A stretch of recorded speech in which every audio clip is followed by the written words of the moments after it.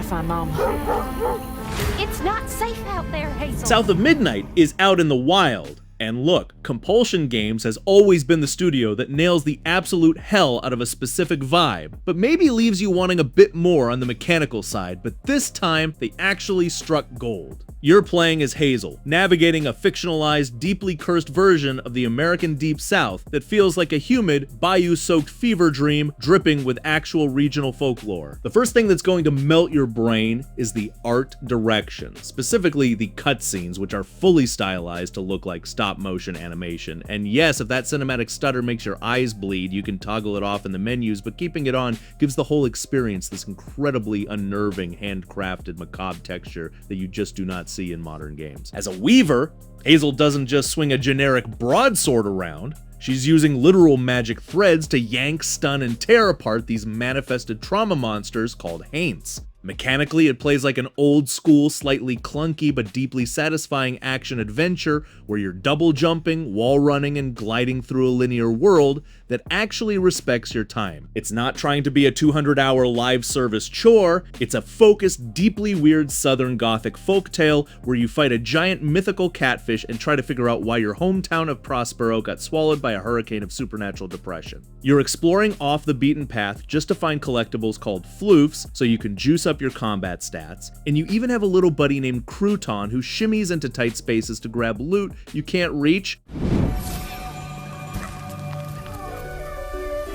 Hi. Then we have Kena Bridge of Spirits, which is exactly what happens when a top-tier animation studio looks at the video game industry, decides they want to make a playable feature-length Pixar movie, and then maliciously tunes the boss fights to aggressively kick your teeth in. At first glance, the art direction is so absurdly gorgeous and deeply wholesome that you automatically expect a breezy, stress-free 3D platformer right out of the PlayStation 2 era. You play as a young spirit guide tasked with cleansing a blighted, corrupted forest, and your primary backup consists of tiny, overwhelmingly adorable little creatures called the Rot. You collect these little guys by flipping over rocks, moving statues, and solving lightweight environmental puzzles, and they follow you around like a fuzzy, swarming hive mind. But the absolute genius of the game lies in the fact that the combat system actively lies to you with its cute aesthetic. Once you hit the first major corruption encounter, you suddenly realize that you're playing a lightweight, beautifully animated version of Sekiro. You have to perfectly time your parries, manage a regenerating shield, and specifically direct your horde of rot to pin down heavy enemies,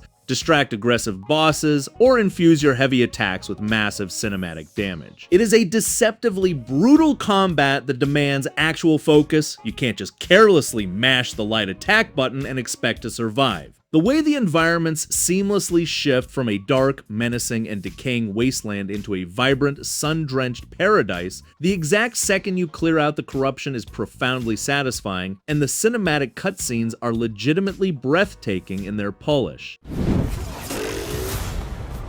And what led you here, Dr. Jones? When Machine Games announced they were making an Indiana Jones game, half the internet lost its mind over the fact that it was locked to a first-person perspective, but Indiana Jones and the Great Circle is living proof that sometimes developers actually know exactly what they are doing. This isn't a sloppy, Uncharted clone wearing a fedora, it is essentially a lightweight immersive sim that wants you to feel the sweaty, desperate weight of an actual 1930s pulp adventure. Instead of mowing down thousands of faceless goons with an assault rifle, combat here is incredibly grounded, messy, and tactile, prioritizing stealth, quick thinking, and picking up a literal shovel to absolutely clobber a Nazi guard over the back of the head. And we have to talk about the whip because the physics tied to this thing make it one of the most satisfying mechanics in recent memory. You're not only using it to swing across arbitrary gaps, you're snapping guns out of hands, tripping enemies by their ankles, and yanking them face first into brick walls in the middle of chaotic bar brawls. It alters the rhythm of first-person combat, turning every encounter into a frantic improvisation session where you're constantly scanning the room for a spare bottle to throw. Troy Baker steps into the boots of Indy, and he is doing a Harrison Ford impression that is so uncannily accurate it borders on identity theft, nailing that specific cadence of a guy who is constantly exhausted and out of his depth but still refuses to lose. Next up is Planet of Lana II, Children of the Leaf. And if you played the first game, you already know to have a box of tissues sitting right on your desk. The original was this gorgeous, tranquil little indie darling that blindsided people with its emotional weight, and the sequel just takes that formula, ages up the protagonist, and cranks the existential dread up to 11. You are once again controlling Lana and her bizarrely adorable cat-monkey hybrid companion, Mui. But this time around, the mechanics have significantly evolved. Lana isn't just gingerly hopping over logs anymore, she's older, far more agile, and pulling off slick wall jumps and fluid parkour traversal across these jaw-dropping hand-painted environments that span from frozen mountain peaks to deep underwater ruins. The absolute genius of this series is that it still stubbornly refuses to use a single word of spoken dialogue, relying entirely on a fictional alien language, a sweeping orchestral score, and pure visual storytelling to explain how their peaceful world is rapidly falling apart thanks to unchecked technological progress. The puzzles themselves have matured right alongside the characters, stepping away from simple block pushing into these deeply clever, observation-based environmental roadblocks that require serious, split-second coordination between Lana and Mui. It's fundamentally a game about coexistence, trust, and the terrifying cost of industrialization, wrapping a rather bleak sci-fi reality inside a cozy, Ghibli-esque visual wrapper. While investigating the case. Then we have Resident Evil Requiem, which is basically Capcom looking at the franchise timeline and realizing, oh right, these legacy characters are getting incredibly old. So welcome to 2026, where Leon S. Kennedy has aged into a grumpy, heavily traumatized silver fox, and the survival horror tension is cranked so ridiculously high, it might actually give you a real-life heart condition. Instead of just giving us another action movie starring human meat shields, Capcom split the campaign down the middle between Leon and a brand new character named Grace Ashcroft, who hardcore fans will recognize as the daughter of Alyssa from the old Outbreak games. And here's the brilliant kicker. Grace is a nerdy FBI intelligence analyst who is canonically terrible at fighting. So when you're playing her sections, you aren't roundhouse kicking mutants in the face, you are desperately throwing empty glass bottles to distract enemies and hiding in the pitch black shadows of the derelict Wrenwood Hotel. To make matters infinitely worse, there is a stalker enemy simply referred to as the Girl, who doesn't just walk menacingly down hallways like Mr. X, but actually crawls through the walls and ceilings like something straight out of a sleep paralysis nightmare. You have to use a lighter to expose her to the light to do any damage, but turning on the light instantly alerts her to your location, creating this agonizing risk-reward where you're constantly debating whether it's better to stay in terrifying darkness or actually see the monster that's about to kill you. What is the dark? Is it ugly? Playing this absolute masterpiece on a portable screen is an entirely different beast. Having this meticulously crafted, deeply cursed stop-motion diorama resting right in the palms of your hands makes the claustrophobic dread hit so much harder. You're still stepping into the highly flammable, terrified shoes of the Burnt One, tasked with keeping a literal walking lantern named Potboy alive in a pitch-black fantasy wasteland that aggressively wants to consume you both. The claymation aesthetic here isn't just a lazy digital filter. Every single environment, character, and monster was physically sculpted out of real clay and 3D scanned directly into the engine. This means you can quite literally see the developer's actual thumbprints baked into the flesh of the horrifying, stitched-together monstrosities hunting you in the dark, which is essentially what would happen if you took the wholesome, tactile aesthetic of Kirby and the Rainbow Curse and injected it with pure, uncut sleep paralysis. The developers have smartly utilized the Switch 2's upgraded haptic feedback to make the terrifying audio design physically resonate in the new controllers, adding a wild layer of tension to the game's central blinking mechanic. Since you have absolutely zero combat abilities, your only defense is physically forcing your character's eyes shut, plunging your screen into total darkness so you can hyper-focus on spatial audio cues, track monster movements by sound alone, and teleport past danger. Before we get to the next game, let me tell you about R.E.V.O. R.E.V.O is a marketplace with games, gift cards, and gaming content, but at a better price. For example, you can grab stuff like Nintendo eShop, $50 card key for just $45. But here's the crazier part. There is also an app called SnackZ where you can play mobile games, earn coins, and redeem it for almost any gift card you can think of. Or you can even cash it out to R.E.V.O. So technically you are paying almost nothing, and they already paid out over $1.2 million in rewards to users. So if you want to check it out, make sure to use the QR codes on the screen, the link in the description, and for SnackZ use code SwitchPlanet for a $10 welcome bonus. Let's get on to the next game. Nice job! Capcom is just ruthlessly flexing at this point, dropping Monster Hunter Stories 3 Twisted Reflection in March 2026 for PC, PS5, Xbox, and the Switch 2, and proving that they basically own the monster collecting RPG genre now. If you were worried about continuity, don't be, because this game smartly jumps a full 200 years past the events of the second game, throwing you into a surprisingly dark, T-rated narrative centered around an apocalyptic environmental disaster known as Crystal Encroachment. You're stuck navigating the intense political baggage between the warring kingdoms of Azuria and Vermeil, and to handle that geopolitical stress, you actually get a fully voiced protagonist this time around. The biggest technical leap here is that Capcom shifted the spin-off series over to the RE engine, which means the game runs like an absolute dream, giving us NVIDIA DLSS support and curing the frame rate stuttering PTSD we all collectively acquired from the Switch version of Stories 2. Combat is dramatically faster and significantly less annoying. They ditch those repetitive button mashing prompts during battles, replacing them with a new Wyvern Soul gauge. Once you deplete a monster's stock, you hit a single button to trigger a Synchro Rush, letting you and your monstie utterly style on a downed enemy for massive cinematic damage. And in a massive quality of life win, all of your hearts automatically heal after every single battle. You can swap out your AI allies on the fly while hanging out in town. And you can even punch monsters in the open field to trigger a back attack.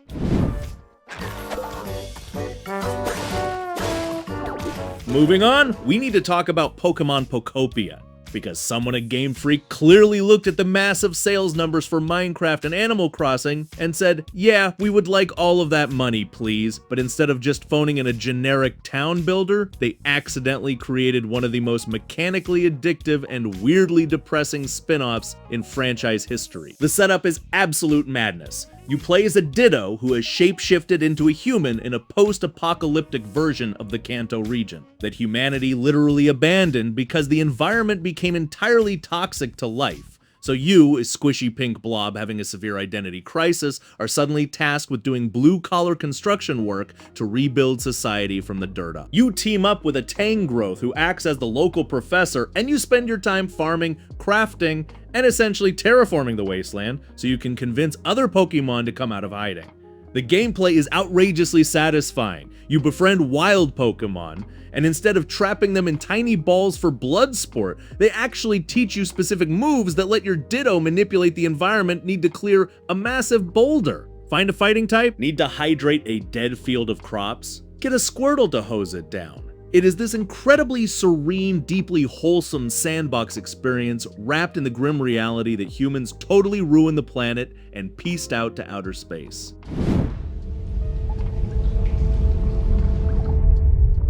Speaking of things that will haunt your waking nightmares, Tarsier Studios, the absolute sickos who originally gave us Little Nightmares, have finally dropped Reanimal, successfully launching it on Switch 2 on Friday the 13th of February, because of course they chose the most ominous release date possible. I say this with the utmost respect. What is actually wrong with the developers at this studio? They have taken their signature stop-motion claymation-esque art style and applied it to a brand new co-op horror adventure that is so oppressively unsettling you will legitimately need to watch cartoons afterward just to cleanse your palate. You and a buddy are navigating this grim, shattered world filled with horrific, mutated animal monstrosities, and if you happen to pre-order the game, you get to experience the entire nightmare while wearing these deeply cursed, purely cosmetic mutton head or fox head masks, which honestly just adds to the bizarre fever dream aesthetic. The tension is cranked so incredibly high because you are entirely frustratingly helpless, whether you're playing in couch co-op, teaming up online, or bravely suffering through the single-player mode all by yourself.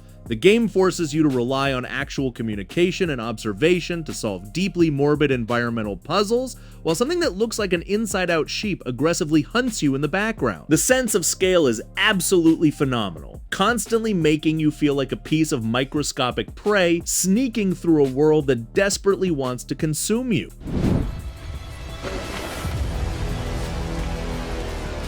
Look, Final Fantasy VII Rebirth is a legitimate masterpiece, but it is also a game made by developers who clearly suffer from a severe case of content anxiety, because there is so much stuff packed into this massive open world that it borders on the absurd. You boot up the game fully intending to pursue Sephiroth and save the planet from total annihilation, but 3 hours later you are deeply indebted to a local card syndicate because you literally cannot stop playing Queen's Blood, which is unironically one of the best deck builders ever secretly disguised inside a JRPG. The combat system takes the already brilliant foundation of Remake and injects it with pure adrenaline, introducing these wildly cinematic synergy abilities that let Cloud and the gang team up for hyper flashy screen clearing tag team moves that absolutely never stop feeling incredibly satisfying. Yes, the open world traversal can occasionally feel a little clunky when you're trying to climb a 2-foot ledge, and yes, Chadley calling your portable communicator every 3 minutes to rattle off encyclopedia facts will make you want to throw your controller directly into a wood chipper,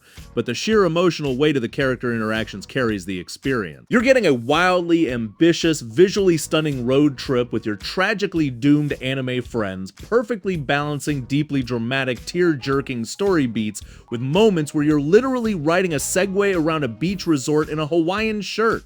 It is an absolute mammoth of a video game that somehow juggles profound themes of grief and destiny with minigame.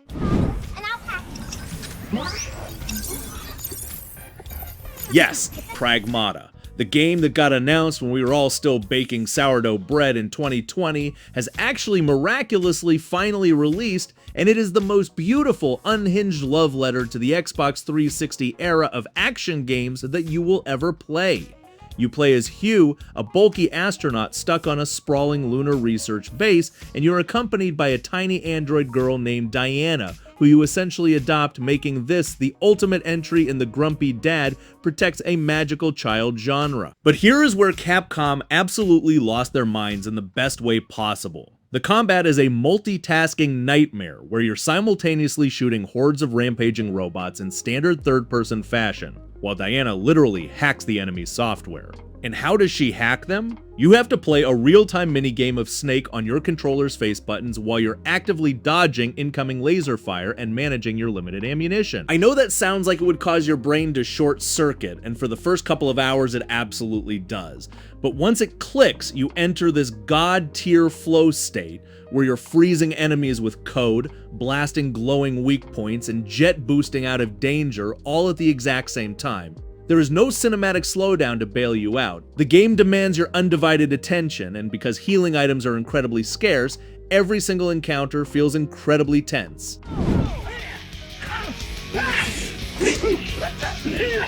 Because Sega refuses to let a perfectly good fighting game rest in peace. We have Virtua Fighter V R.E.V.O. World Stage, which hit the Switch 2 in March 2026 as the ultimate, definitive, definitely the last one we swear version of a game that has legally been old enough to vote for years. But here's the brilliant catch. They actually rebuilt this legendary brawler in the Dragon engine. It looks absolutely gorgeous while retaining that brutally punishing, hyper-technical martial arts gameplay that makes careless button mashing a guaranteed death sentence. The biggest draw here is the brand new World Stage single-player mode, which tasks you with fighting your way through 7 different arcade booths to take down over 1,000 distinct rival AI ghosts, solving the biggest problem with legacy fighting games by giving solo players something genuinely substantial to grind for. You can unlock a frankly ridiculous amount of customization gear while learning the intricacies of the roster, like using Akira Yuki's devastating single-hit moves to shatter a standing guard, or relying on Jeffrey McWild's unique threat stance